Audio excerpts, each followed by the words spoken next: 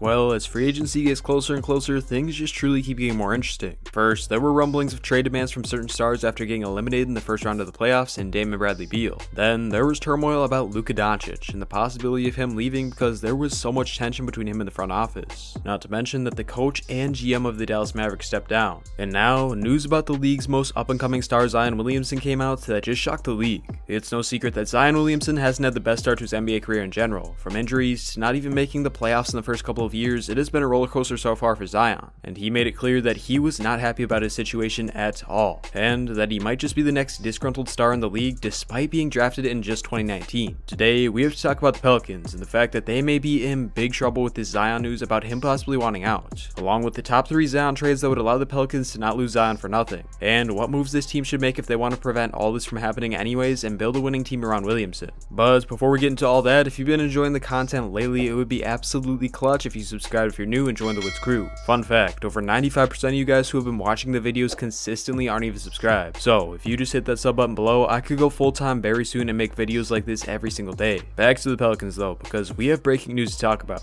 Even though I don't say it often, this is truly one of those cases that could shake up the whole league, and not only right now, but in the future as well. Like I said, Zion hasn't exactly had the best start to his career since being drafted to the Pelicans, but even though his team had a lot of potential with the young core of Zion, Brandon Ingram, and Lonzo Ball, it was clear that they weren't the best fit together and would need some time to mesh if they wanted to become a great trio. At this point though, with all the news that has been coming out, they might go their separate ways and leave the Pelicans in a very bad place. It was looking like in just a few years, if this team was able to build around their young core, they would be a contender, but now it's clear that they went about their rebuild all wrong, and their first mistake was the hiring of Stan Van Gundy. It was clear that right after joining the team, Stan Van Gundy just wasn't the right coach for not only Zion but everyone else in the organization. Between the playstyle he preferred, communication in general, and other things along those lines, Van Gundy just never became liked by the staff and players. Now I know that the Pelicans just fired Van Gundy, which seemed like it was bound to happen at some point this season anyways, but honestly, it's looking like the damage has already been done for this team, and they may just have to pay the price for it very soon. What I mean by that is just a year ago, the Pelicans' young core made it clear that they were going to stick together and wanted to be teammates for a long time. Zion and Brandon Ingram talked about their great relationships with the trio on the JJ Redick podcast and the fact that they were in it for the long haul, yet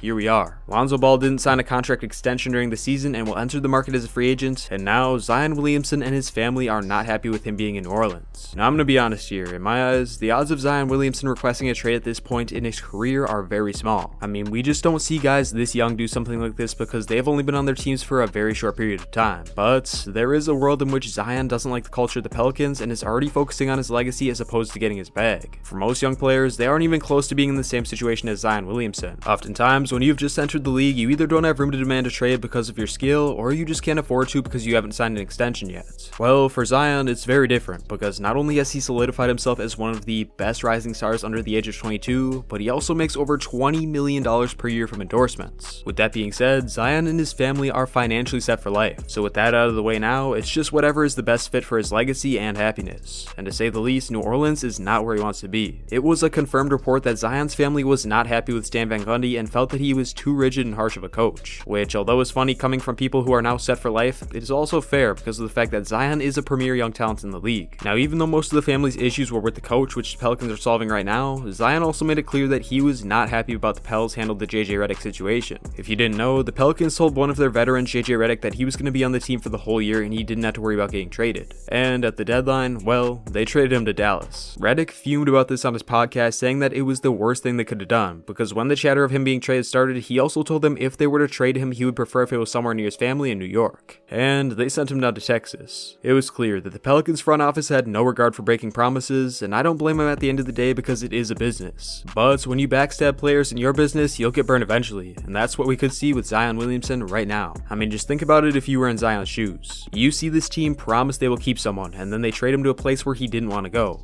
I think that would incline any of us to get out of that situation so the same thing doesn't happen to us, which is very well what he could do. So with that being said, even though Zion might not leave New Orleans soon, we just have to talk about the possible trade destinations for this generational talent, because this could shake up the league a lot more than people think. Keep in mind, when making my top 3 destinations, it was in my opinion a compromise between the Pels and Zion, meaning that these top 3 teams have assets that would make the Pelicans somewhat happy, while also sending Zion to a team that he likes or at least could win with. So with that being said, you guys know that the number 1 team we have to start out with is the New York Knicks. I mean, it seems obvious that this is the most likely and realistic trade destination for the Zion Williamson sweepstakes. Zion made it clear that he would like to play for the Knicks someday because he loves the atmosphere of the Garden, not to mention that this move would also reunite him with one of his former Duke teammates, RJ Barrett, and they could become one of the best young dynamic duos in the league and set the Knicks up for a tremendous success. Now we have to consider that Zion is a young star demanding a trade in this scenario, so first of all, the Pelicans would be looking for young assets on cheap contracts back along with draft capital, and they would also get a lot less for Zion than normal because they wouldn't have as much leverage if Zion demands a trade and wants out, because then, well, teams will know that the Pelicans will have to trade him.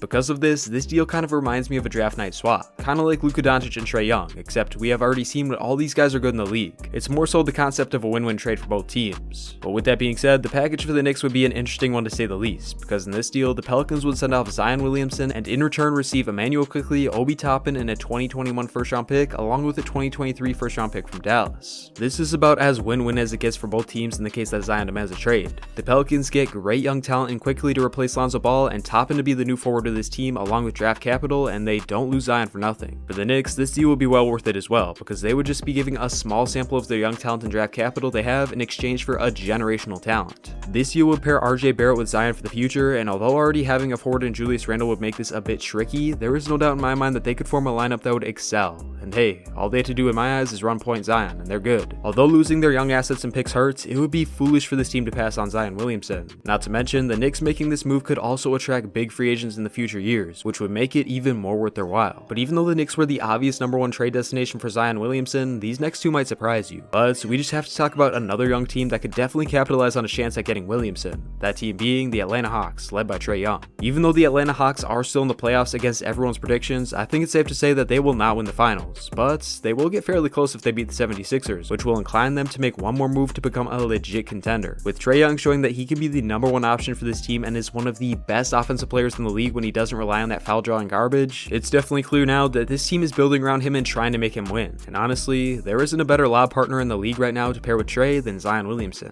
We saw what Lonzo and Zion could do this season, and it was pretty crazy. So just imagine if the Hawks got him on their squad and formed one of the best young duos in the league. Trae with his outside game and Zion with his inside abilities would make this Hawks team even more feared in the East, and could even set up this franchise for years of domination. This trade would be very similar to the Knicks trade. The Hawks would give up John Collins, DeAndre Hunter, and picks if needed for Zion Williamson. This trade would also give the Pelicans great young talent in John Collins and DeAndre Hunter. Hunter has shown that he can be one of the better defenders in the league when healthy, and Collins could definitely become an even better player if given a bigger role. With the Brandon Ingram and Zion rumors floating around, this could be one of the two moves that the Pels make to get their forwards for the future. For the Hawks, they would get Zion, who would be an amazing addition while keeping all of their shooters like Trae, Herter, and Bogdanovic. Sure, losing DeAndre Hunter would hurt, but they could easily draft or trade a 3-and-D wing defender that could complete their roster and make this team truly scary. But if you thought the first two trades were crazy, this last one will definitely shock you, because even though most teams mentioned it in the Zion rumors are young ones, there is one contender looking for one more piece that has the assets to trade for Williamson.